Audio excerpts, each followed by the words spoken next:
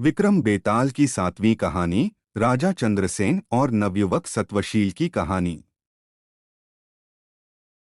बहुत समय पहले की बात है, जब समुद्र किनारे बसे एक नगर ताम्रलिप्ति पर राजा चंद्रसेन का राज हुआ करता था। राजा से मिलने के लिए हजारों लोग उत्सुक रहते थे। उन्हीं में से एक था नवयुवक सत्वशील। सत्वशील को काम की तलाश थी, इसलिए वो हर दिन राजा चंद्रसेन से मिलने के लिए उनके राजमहल पहुंच जाता। अफसोस, उसे हर बार दरबारी भगा देते थे। ऐसा होते होते बहुत समय गुजर गया, लेकिन लड़के ने हिम्मत नहीं हारी। वो राजमहल के साथ ही हर उस जगह पहुंच जाता जहां राजा की सवारी जाती थी। एक दिन राजा भ्रमण कर अपने सैनिकों के साथ महल की ओर लौट रहे थे। कड़ी धूप होने के कारण राजा को काफी तेज प्यास लगी। सैनिक इधर-उधर पानी ढूंढने लगते हैं, लेकिन कोई भी कामयाब नहीं होता है। तभी राजा अपने मार्ग पर खड़े सत्वशील को देखते हैं। नवयुवक को देख राजा पूछते हैं, क्या तुम्हारे पास पानी है? सत्वशील तुरंत राजा को पानी पिलाता है और साथ ही मीठे फल भी खिलाता है।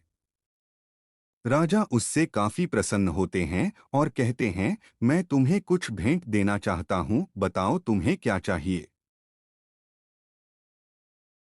भूपति चंद्रसेन के सवाल पूछते ही झट से सत्वशील कहता है कि महाराज, मैं लंबे समय से काम की तलाश कर रहा हूँ। अगर आप मुझे कुछ काम दे दें तो आपकी बहुत कृपा होगी। इतना सुनते ही राजा तुरंत उसे अपने दरबार में नौकरी दे देते हैं और कहते हैं कि उसके द्वारा पिलाए गए पानी का उपकार वो जीवन भर याद रखेंगे।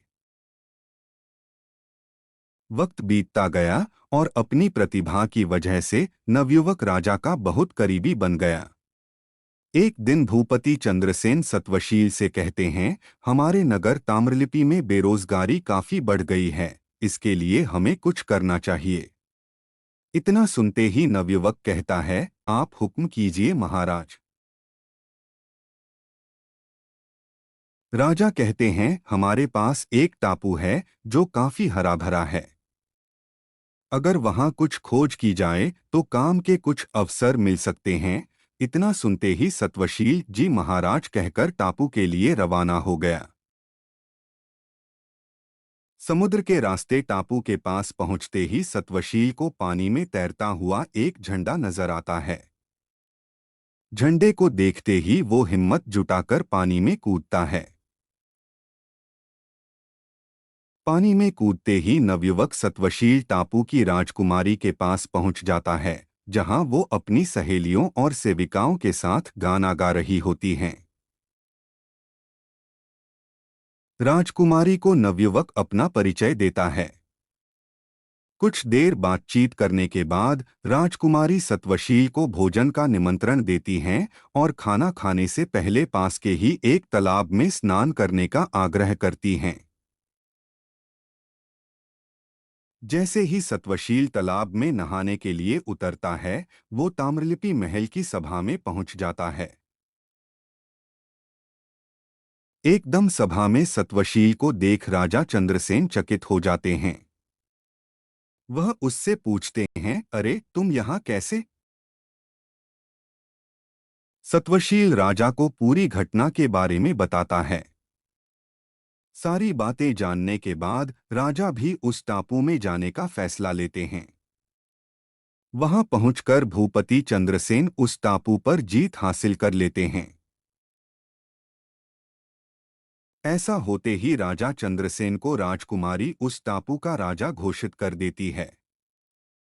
राजा टापू को जीतने की खुशी में वहां की पूर्व राजकुमारी और सत्वशील की शादी करवा देते हैं।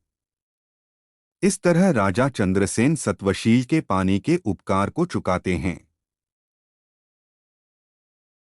इतनी कहानी बताकर बेताल चुप हो जाता है और विक्रम से पूछता है कि राजा चंद्रसेन और सत्वशील दोनों में से सबसे बलवान कौन था। सवाल सुनते ही विक्रम बोल पड़ता है, सत्वशील ज्यादा शक्तिशाली था। बेताल पूछता है, कैसे? तब विक्रम बताता है कि सत्वशील बिना कुछ सोचे समझे ही टापू के पास झंडा देखकर पानी में कूद जाता है। वहां कूदने पर उसे किसी भी तरह का खतरा हो सकता था, जबकि राजा को पता था कि वहां पानी में कोई खतरा नहीं है। सवाल का जवाब मिलते ही बेताल राजा विक्रम के कंधे से उड़कर वापस घने जंगल में किसी पेड़ पर जाकर बैठ जाता है। कहानी से सीख: हिम्मत कभी नहीं हारनी चाहिए और कर्म लगातार करते रहना चाहिए।